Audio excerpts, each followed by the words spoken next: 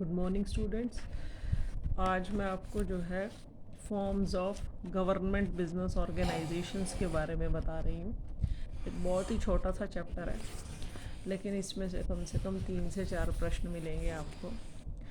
पिछले चैप्टर में हमने पढ़ा है कि एक प्राइवेट पर्सन या प्राइवेट सेक्टर में किस किस प्रकार बिजनेस कर सकते हैं। तो उसमें हमने पढ़े हैं 5: sole proprietorship, joint Hindu family business और पार्टनरशिप। और उसके बाद इसी में 3 तो हमारे हो गए विदाउट रजिस्ट्रेशन वाले जो चल सकते हैं, और अब 2 रजिस्ट्रेशन वाले जिनके लिए कंपलसरी रजिस्ट्रेशन है वो है कोऑपरेटिव सोसाइटी और जॉइंट स्टॉक कंपनी। ये 5 हो गई टोटल, 3 जमा 2, ये हमारे पाँचों के पाँचों प्राइवेट सेक्टर में होते हैं। अब यदि सरकार को बिजनेस करना हो तो सरकार उसके लिए 3 फॉर्म्स का सहारा लेती है। पहला है डिपार्टमेंटल अंडरटेकिंग, दूसरा है स्टैच्यूटरी कॉरपोरेशंस और तीसरा है गवर्नमेंट कंपनी। डिपार्टमेंटल अंडरटेकिंग्स के लिए सरकार एक स्पेसिफिक विभाग यानी डिपार्टमेंट की स्थापना करती है। जैसे रेलवेज़ के लिए रेलवेज़ डिपार्टमेंट है। इस डिपार्टमेंट का एक जो है पर्टिकुलर मिनिस्टर भी होता है, रेलवे मिनिस्टर है। जैसे कोल मिनिस्टर मिलेंगे, जैसे इंडस्ट्री एंड कॉमर्स मिनिस्टर होंगे, जैसे आपका स्कूल ये ह्यूमन रिसोर्स मिनिस्ट्री के तहत आता है। तो एक पर्टिकुलर डिपार्टमेंट या मिनिस्ट्री दोनों का एक ही मतलब है, यह स्थापित किया जाता है और इसकी संपूर्ण जिम्मेवारी हम एक मिनिस्टर को देते हैं। इस पर्टिकुलर डिपार्टमेंट के लिए एक स्पेशल बजट हर साल आता है। अब की बार जब फरवरी में बजट प्रेजेंट हो पार्लियामेंट में, तो आप देखिएगा कि रेलवे बजट किस प्रकार प्रस्तुत किया जाता है। इस बजट में लिखा होता है कि साल भर में, कमिंग ईयर में, रेलवेज़ को कितनी प्राप्तियां होंगी और रेलवेज़ के कितने खर्चे होंगे। एक्स्ट्रा अगर खर्चे ज़्यादा होने की संभावना है और इनकम कम, तो वो शॉर्ट ऑफ बजट या शॉर्ट ऑफ फंड्स जो है सरकार देती है। डिपार्टमेंटल अंडरटेकिंग्स में और सरकार में कोई फ़र्क नहीं होता। अगर डिपार्टमेंट अंडरटेकिंग्स में कुछ नुकसान होता है या घाटे में चल रही हैं, तो सरकार उसको पूरा करती है। यह एक महत्वपूर्ण बात है कि डिपार्टमेंटल अंडरटेकिंग में और सरकार में कोई फ़र्क नहीं। There is no difference between departmental undertakings and government. Whenever there is loss and the particular department is not capable of reimbursing या fulfilling that loss, then in that case government comes forward to reimburse that loss. Departmental undertakings ऐसे क्षेत्रों में स्थापित की जाती है, उन areas में जहाँ पर जनता को पब्लिक यूटिलिटी सर्विसेज चाहिए, जैसे पानी, जैसे बिजली, जैसे रेलवेज़। ऐसी सुविधाएं जो एक आम व्यक्ति के लिए बहुत ही ज़रूरी हैं, लेकिन अगर वो प्राइवेट सेक्टर में बेची जाएंगी तो बहुत महंगी होंगी। तो जन कल्याण के उद्देश्य से सरकार डिपार्टमेंटल अंडरटेकिंग्स की स्थापना करती है। दूसरा होता है हमारा स्टैच्यूटरी कॉरपोरेशंस। इनके लिए हर कंपनी के लिए एक पर्टिकुलर कानून की स्थापना होती है, एक्ट। हर कंपनी का मतलब जैसे बैंकिंग कंपनीज एक्ट है, तो सभी बैंकिंग कंपनी के लिए एक एक्ट है, banking companies act. Similarly insurance के लिए इंश्योरेंस एक्ट है। तो इन कंपनीज़ की स्थापना के लिए एक बार एक कानून की स्थापना की जाती है और हर कंपनी जो इस क्षेत्र में है वो इसी एक्ट के तहत रजिस्टर्ड होती है, इसी एक्ट को फॉलो करती है। शुरू में वास्तविकता में गवर्नमेंट ने क्या किया, जब भारत आज़ाद हुआ तो प्राइवेट सेक्टर में लोगों के पास इतना पैसा नहीं था कि वो अपने लेवल पे बड़ी कंपनीज खोल सकें। तो सरकार ने सभी बड़ी चीज़ें जिनमें खर्चा ज़्यादा था वो अपने हाथ में ली। तो जैसे कि इंश्योरेंस के क्षेत्र में कोई प्राइवेट पीपल पैसा लगाने को तैयार नहीं थे, तो सरकार ने इंश्योरेंस कंपनीज अपने हाथ में ली। Life insurance corporation, general insurance corporation दोनों इसके तहत आते हैं, इंश्योरेंस एक्ट के तहत। तो शुरू में तो सरकार पैसा लगा देती है, बाद में धीरे धीरे इस पैसे को वापस ले लेती है। जैसे ही ये कंपनी वेल एस्टेब्लिश्ड हो जाती है, बाद में जो सरकार अपना पैसा इनमें से वापस ले लेती है। ये कंपनीज इसलिए स्थापित की गई, इसमें पब्लिक यूटिलिटी सर्विसेज तो हैं, लेकिन वो इतनी हाई लेवल ऑफ इम्पोर्टेंस की नहीं है जितनी डिपार्टमेंटल अंडरटेकिंग है। तो इनके अंदर जो है, जो भी कर्मचारी होते हैं वो डिपार्टमेंटल अंडरटेकिंग्स की तरह 100% सरकारी कर्मचारी नहीं होते हैं। उनका एक टाइम पीरियड होता है, कॉन्टिन्यूशन बेसिस पे भी हो सकते हैं। ऐसा भी हो सकता है कि उनमें उनके कॉन्ट्रैक्ट ऑफ एम्प्लॉयमेंट में लिखा हो कि after 5 years you will be confirmed and you will be a government employee. जो सुविधाएं गवर्नमेंट एम्प्लॉयज़ को मिलती हैं उनमें थोड़ी बहुत रिबेट डिस्काउंट करके इनको भी मिलती है।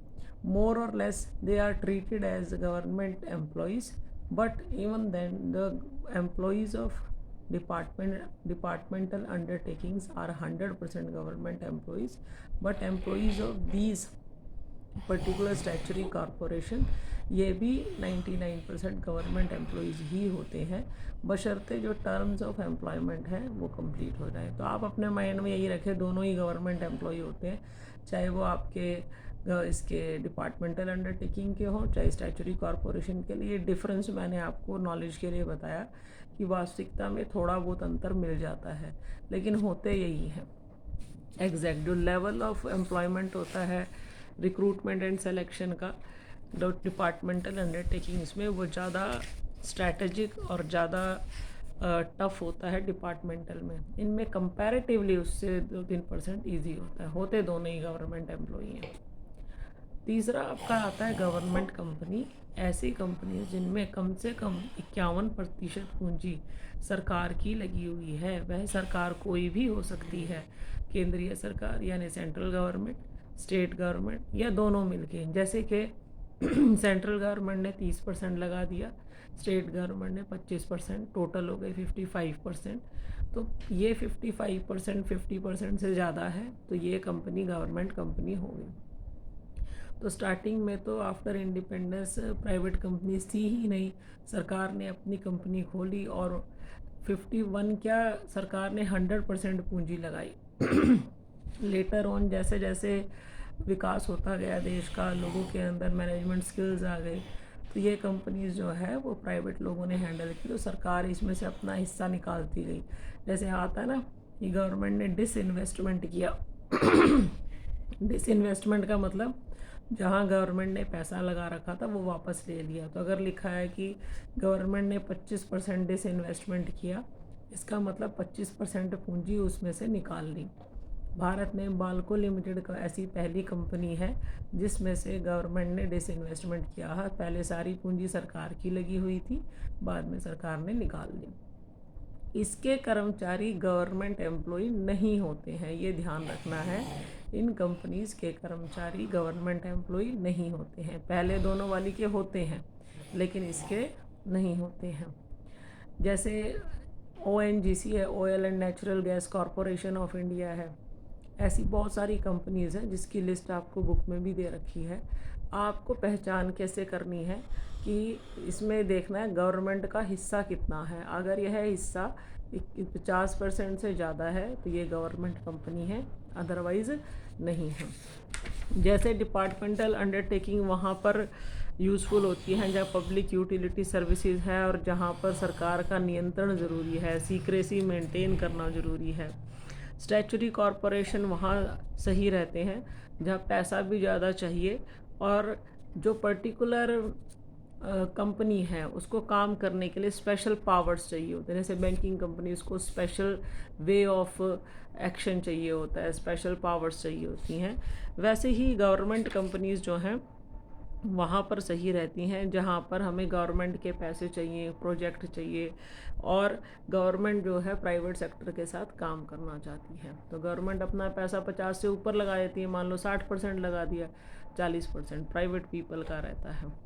तो आपको मैंने क्लास में इसके काफ़ी वो दिए हैं पिक्स, जिसमें लिखा, इनके बारे में लिखा, यही लिखा है जो मैंने आपको बताया है। आप जो है अपना टेस्ट कर सकते हैं, जो आपको MCQ दिए हैं कि ये वाली कंपनी का नाम है तो ये डिपार्टमेंटल है या स्टैचुरी है या ये गवर्नमेंट है। तो मैंने सारे आपको लिख करके जो है बुक में मार्क करके भेजे हुए हैं आपके सपोर्ट मटेरियल में से। बहुत ही अच्छे हैं, आप किसी भी बुक में से कर सकते हैं, लेकिन ये ज़्यादा अच्छे लिखे हुए हैं तो आप इसमें से ले लीजिएगा। और टेस्टिंग के लिए अगर यह पता ना चले कौन सी कंपनी डिपार्टमेंटल है, कौन सी स्टैचुरी है या कौन सी गवर्नमेंट है, तो हम नेट पे सर्च कर सकते हैं, क्योंकि ये चेंज भी होता रहता है। सपोज़ करो ये कंपनी आज की डेट में गवर्नमेंट कंपनी है, कल को सरकार इसमें से 70% शेयर निकाल ले तो वो गवर्नमेंट रह ही नहीं गई, वो प्राइवेट हो गई। और इसी प्रकार स्टैचुरी कॉरपोरेशन जो है, इसमें तो सारे एक एक्ट के तहत ही आते हैं, कई बार वो एक्ट ही एबॉलिश हो जाता है, तो यू शुड चेक। स्टैचुरी में वैसे ऐसा प्रश्न कभी नहीं आता है, ज़्यादा दिक्कत गवर्नमेंट कंपनी में ही होती है। डिपार्टमेंट का तो बिल्कुल क्लियर कट है, जिसका डिपार्टमेंट बना है, हम जैसे कोल मिनिस्टर है, एनर्जी मिनिस्टर हैं, जैसे इंडस्ट्री एंड कॉमर्स मिनिस्टर हैं, रेलवेज मिनिस्टर हैं, इन सभी का एक विभाग होगा, एक मिनिस्टर होगा, एक बजट होगा। तो ये जहाँ पर आपको डिपिक्ट हो जाए वो सारी डिपार्टमेंटल हैं। तो जो बुक में मार्क करके दिया है, बॉक्स बने हुए हैं, हर बॉक्स में लिखा हुआ है कि ये कंपनी जो है स्टैचुरी है, ये कंपनी डिपार्टमेंटल है और ये गवर्नमेंट है। तो वो 8 पेज है, आप आराम से कीजिए इसको। ट्यूसडे तक कर लीजिए, मंडे तक कर लीजिए, ट्यूसडे को फिर हम आगे चलेंगे। यही हमने कल क्लास में किया था। I have repeated it for दो students who were not present in the class. बाकी बच्चे भी इसको बार बार सुन के ही आपको याद हो जाएगा, और जब आप उसको बुक में पढ़ेंगे तो वो याद किया हुआ आपका पक्का हो जाएगा। और कोई आपको प्रॉब्लम हो तो आप इसको ऑडियो जो है प्रॉब्लम का डाल दीजिए, मैं उसको आपको जवाब दे दूँगी। Thank you.